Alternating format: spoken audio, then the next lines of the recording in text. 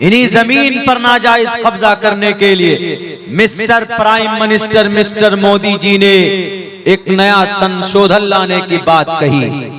यानी अभी अगर आपके जिला कटिहार में कोई वक्फ की प्रॉपर्टी है तो आपके जिला कटिहार में जो वक्फ की कमेटी होगी तो उस जमीन का देखभाल करने वाला तो वो जो वक्फ की कमेटी का हेड है, मुतवल्ली है, जो मेंबरान है वो होंगे और वो टोटल मेंबरान मुसलमान होंगे। ये अभी तक था, लेकिन जब ये कानून आएगा तो आपके कटिहार में वो जो वक्फ के टीम का जो सबसे बड़ा सरदार होगा वो डीएम होगा और 2 गैर मुस्लिम होंगे उसके मेंबर। यानी संस्था हमारी, जमीन हमारी, देखभाल करने वाले आप कौन होंगे जी? डीएम क्यों होगा और 2 गैर मुस्लिम मेंबर क्यों होंगे? ये बात समझ के खिलाफ है। इसी के लिए हम लोग प्रोटेस्ट कर रहे हैं, इसी के लिए हम लोग एहतिजाज कर रहे हैं कि हमें ये कानून पसंद नहीं। जब जमीन हमारी है, आपके गांव में जो मस्जिद है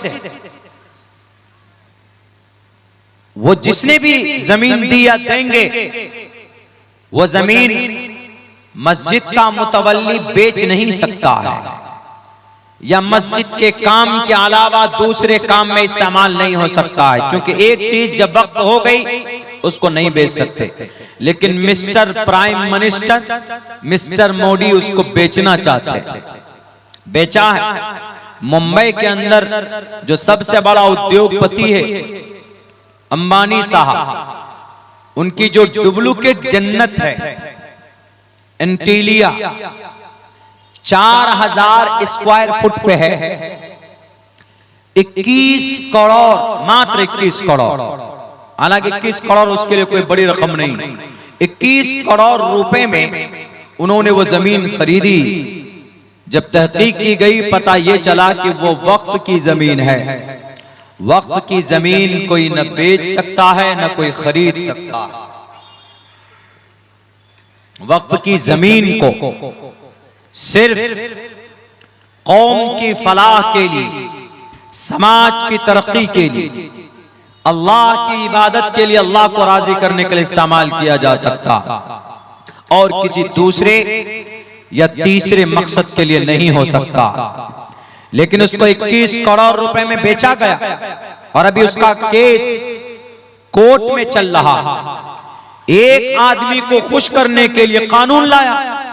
सोचा कि ये कानून आएगा तो उस इलाके का जो डीएम होगा वो फौरन क्लीन चिट दे देगा डुप्लीकेट के जन्नत के रखवाले को और उसको कहा जाएगा कि भाई आज से ये जमीन आपकी है। मेरे भाइयों, वक्फ की प्रॉपर्टी कोई नहीं बेच सकता। यकीनन हमारे वक्फ के जिम्मेदारों से कोई न कोई गलती हुई और यकीनन हुई। अगर ये वक्फ की प्रॉपर्टी की सही देखभाल करते लोग, इसका पैसा सही इस्तेमाल में होता तो आज आपको आपकी मस्जिद बनाने के लिए चंदा नहीं करना पड़ता।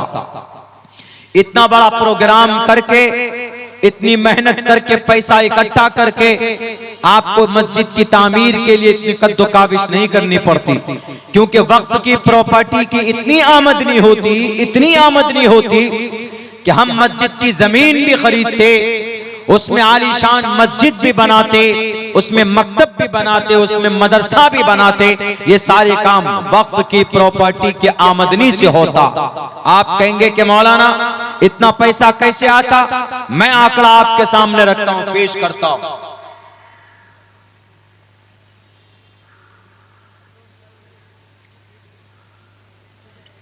शुक्रिया, जज़ाकल्लाह।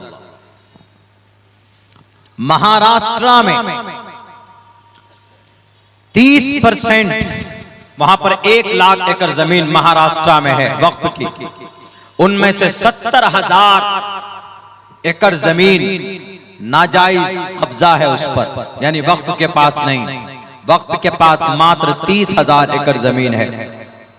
उस 30,000 एकड़ जमीन पे जो किराए पे टावर लगा है ना, टावर, मोबाइल का टावर, रेडियो का टावर, ये सब। उस टावर से जो किराया आता है सालाना 30,000 एकड़ जमीन में कहीं कहीं है, वो पूरी 30,000 जमीन पर नहीं है, लेकिन कहीं कहीं पर है। तो उससे जो पैसे आते हैं,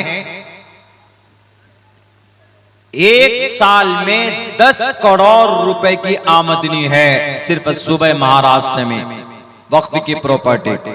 बताइए, अगर सूबे महाराष्ट्र की वक्फ की जो कमेटी है, अगर उन 10 करोड़ रुपए को सही से इस्तेमाल करे, मस्जिद के इमामों को तनख्वाह दे, मस्जिद के मौजिनों को तनख्वाह दे, जहां मकतब नहीं है तो मकतब बनाए, जहां कुरान और हदीस का दर्स नहीं होता उसके लिए मदरसा बनाए, कौम का, समाज का बड़ा काम हो सकता है कि नहीं हो सकता है? बिल्कुल हो सकता है, लेकिन नहीं करते। जब मुसलमान का अमल बुरा होता है तो अल्लाह मोदी और योगी जैसे लोगों को भेजता है। जब पूरी दुनिया के मुसलमान की का अमल गंदा होता है तो अल्लाह इसराइल और रूस जैसा जालिमों को मुसल्लत करता है अर्ज़ फलस्तीन पर। पहले लोगों ने बेईमानी की। एक घर है, मिसाल के तौर पर आपके शहर कटिहार में वक्फ का घर है, बिल्डिंग है, उसका किराया अब से 50 साल पहले, उस घर का 50 साल पहले 100 रुपए रखा गया। 50 साल पहले का किराया आज 100 ही रुपए दिया जा रहा। हालांकि उसका मौजूदा किराया 25,000 रुपए हो गया। 25,000 रुपए लेता है किराया कौन? जो वक्फ का जिम्मेदार है, लेकिन वक्फ की रजिस्टर्ड में सिर्फ 100 रुपए लिखता है। अल्लाह का अजाब आएगा कि नहीं आएगा? आप कहेंगे कि मौलाना मिस्टर मोदी जी कानून लेकर आए, हम विरोध करेंगे। अरे हमारा अमल दावत देता है उनको कानून बनाने पर। उसका मिनिस्टर ने क्या कहा? मुसलमानों के पास जो 9.5 लाख एकड़ जमीन है, उनमें सालाना जो इनकम आना चाहिए वो 9.5 लाख हजार करोड़ जमा होना चाहिए। उनके हिसाब से नहीं हो रहा इतना पैसा जमा। अगर हमारे मुल्क हिंदुस्तान की वक्फ की प्रॉपर्टी की आमदनी को जमा किया जाए तो हम भारत के अंदर 10 दिन तक पूरे भारत के लोगों को बिठाकर खाना खिला सकते हैं, इतनी आमदनी। लेकिन टोटल पैसा अमानतदारी के साथ हम तक नहीं पहुंचता है, टोटल पैसा नहीं आ पा रहा। इसी वजह से जब आदमी का अमल पूरा होता है ना, तो अल्लाह तबारक व ताला फिर मदद नहीं, अल्लाह तबारक व ताला फिर जालिमों को मुसल्लत करते। मेरे भाइयों, ये जमाना है अपने अमल को सुधारने का। अभी तो 2 मस्जिद की मिसाल मैंने आप हजरात के सामने पेश की। मस्जिद अक्सा, जिसकी फजीलत, जिसका तज़किरा रब ने कुरान करीम के अंदर किया और यूं कहा है, सुब्हानल्लज़ी असरा बिअब्दिही लैलन मिनल मस्जिदिल हराम इलल मस्जिदिल अक्सा। मस्जिद अक्सा, उसके इर्द गिर्द हमने बरकत रखी है। रब कहता अल्लज़ी बारकना हौलहु लिनुरियहु मिन आयातिना, हमारी निशानियां, हमने मुबारक बनाया उस मस्जिद को, मस्जिद अक्सा को। लेकिन आज मस्जिद अक्सा किसके कब्जे में है? यहूदियों के कब्जे में। कितने हैं यहूदी पूरी दुनिया में? 1.5 करोड़ यहूदी। मुसलमान कितना है पूरी दुनिया में? 1.5-2 अरब मुसलमान। यानी मुसलमानों का 1.25 हिस्सा नहीं है यहूदी। लेकिन यहूदी आज इतने ताकतवर है कि इन्होंने दुनिया के हर खित्ते में अपने एजेंट को बैठा के रखा हुआ। उनके पास ऐसे ऐसे जासूसी तंजीमें, अगर आप में से किसी को मारना हो तो आपके घर में घुस के मारेगा, आपको पता भी नहीं चलेगा कि मुझको किसने मारा। ये यहूदी इतने मजबूत हो गए। 1967 से लेकर बैतुल मक़दिस यहूदियों के कब्जे में। अल्लाह के नबी अलैहिस्सलातु वस्सलाम ने 16 या 17 महीने उसी मस्जिद अक्सा के तरफ रुक करके आपने नमाज अदा की थी। ये वही मस्जिद अक्सा है जिसकी बुनियाद के बारे में कहा जाता है कि शुरू के अंदर 2 मस्जिद की बुनियाद हजरत आदम अलैहिस्सलाम ने रखी। एक मस्जिद हराम, दूसरी मस्जिद अक्सा। मस्जिद हराम से बुनियाद रखकर जब वो बैतुल मक़दिस मुल्क शाम की तरफ आए, मुल्क शाम के तरफ, तो बैतुल मक़दिस की बुनियाद रखी। उसके बाद फिर हजरत याकूब ने, उसके बाद फिर हजरत दाऊद ने, हजरत दाऊद बनाते बनाते उनका इंतकाल हो गया, तो उन्होंने अपने बेटे हजरत सुलेमान अलैहिस्सलाम ने बाकी का काम पूरा किया। इसीलिए हजरत सुलेमान के बारे में ये यहूदियों का कहना है कि ये मस्जिद अक्सा हैकले सुलेमानी को तोड़कर उसकी बुनियाद रखी गई है। हैकले सुलेमानी का मतलब हजरत सुलेमान अलैहिस्सलाम की महल, हजरत सुलेमान अलैहिस्सलाम का दरबार, उसको तोड़कर मुसलमानों ने उस पर बुनियाद रखी, यानी मोहम्मद अलैहिस्सलाम के मानने वालों ने उस पर बुनियाद रखी है। इसीलिए यहूदी उस पर मस्जिद अक्सा पर कब्जा किए हुए। उस मस्जिद उस शहर, वो शहर यहूदियों के नजर में भी काबिल एहतराम है और मुसलमानों के भी नजर में काबिल एहतराम है, और नसारा यानी जो ईसाई है उनके नजर में भी काबिल एहतराम।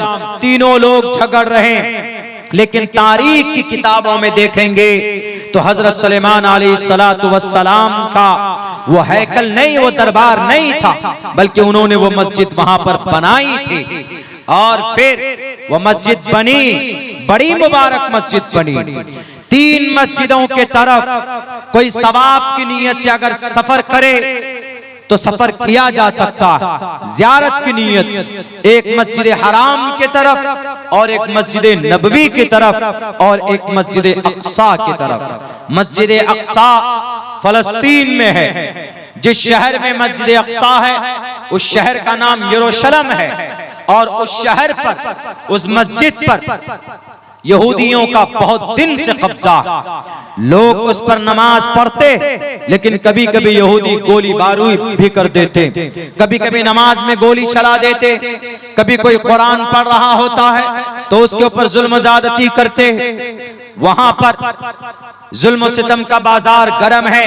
अलबत्ता ये मस्जिद पहले भी यहूदियों और नसरानियों के कब्जे में गई, लेकिन कुर्बान जाइए, एक बड़े अजीम सिपहसालार सुल्तान सलाहुद्दीन अय्यूबी ने ये मस्जिद जब यहूदियों के कब्जे में गई तो 16 मरतबा जंग लड़ी उन्होंने। सुल्तान सलाहुद्दीन अय्यूबी ने 16 मरतबा जंग लड़ी, तब जाकर मस्जिद अक्सा को आजाद किया और कराया।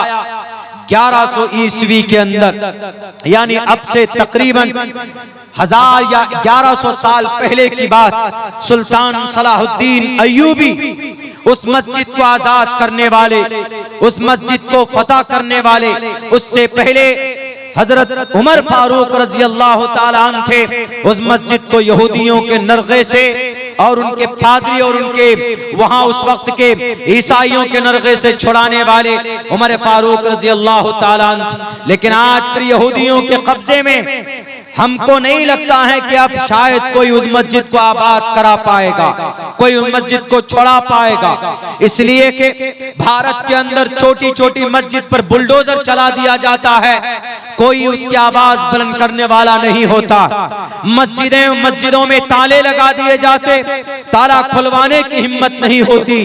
मदरसे बंद कर दिए जाते, उस पर कोई बात करने वाला नहीं होता। बुज़दिल बन गए हमारी तंजीम के लोग, बुज़दिल बन गए हम मुसलमान, बुज़दिल बन गए हमारे लीडरान। मैं बात झूठी नहीं कर रहा। अभी कुछ दिनों पहले शहर अररिया का MP वो कुछ इस तरह बयान देता है कि अगर अररिया में रहना होगा तो हिंदू बनकर रहना होगा। आज तक उनके खिलाफ कोई लीडर केस बुक नहीं करा पाया। वो हमारा सीमांचल जो पुरामन इलाका है पूरे भारत के अंदर, इसको आग में झोंकने का बयान देता, उसके ऊपर केस फाइल नहीं हुआ, उसकी अरेस्टिंग नहीं हुई, लेकिन उनको अरेस्ट करने के लिए जो लोग मुतालबा कर रहे थे 500 अज्ञात लोगों के खिलाफ केस बुक कर लिया गया। ये दोहरी पॉलिसी यहाँ के प्रशासन की, लेकिन किसी की हिम्मत नहीं हुई कि उस प्रदीप कुमार सिंह के खिलाफ हम किसी थाने में जाकर कोई एफआईआर दर्ज कराते। क्यों? सब डर गए, सबके मुंह में दही जमे हुए थे। बड़ी तंजीमें क्यों सो रही? हमारे सीमांचल जो बहुत पुराना इलाका पूरे भारत के अंदर, गुर्बत जरूर है, पसमानदा जरूर है, लेकिन सीमांचल के लोग पुरअमन हैं। हमारे सीमांचल के लोग लड़ाई पर विश्वास नहीं रखते, हमारे सीमांचल के लोग दंगा पर विश्वास नहीं रखते। हमारा सीमांचल का नौजवान गरीब जरूर है, लेकिन हाथ में तलवार लेकर किसी निहत्थे को मारता नहीं है। एमपी साहब, आपकी जो नीयत है नापाक है, आपकी सोच है घटिया है। आप पढ़े लिखे अगर हैं तो आपको अपने सोच पर पछतावा होना चाहिए, इसलिए कि साफ लफ्जों में श्रीमद् भगवत गीता के अंदर कहा गया कि जो आदमी गुरु ज्ञानी होगा वो किसी को तकलीफ देने के लिए कोई बात नहीं कहेगा। बहरकैफ ये तो वो है, उनको समझना है कि उन्होंने गलत कहा है कि सही कहा, यानी जो बोला है, जो गलती किया उसके ऊपर कोई अरेस्टिंग नहीं, बल्कि Y+ सिक्योरिटी दी गई है उनको।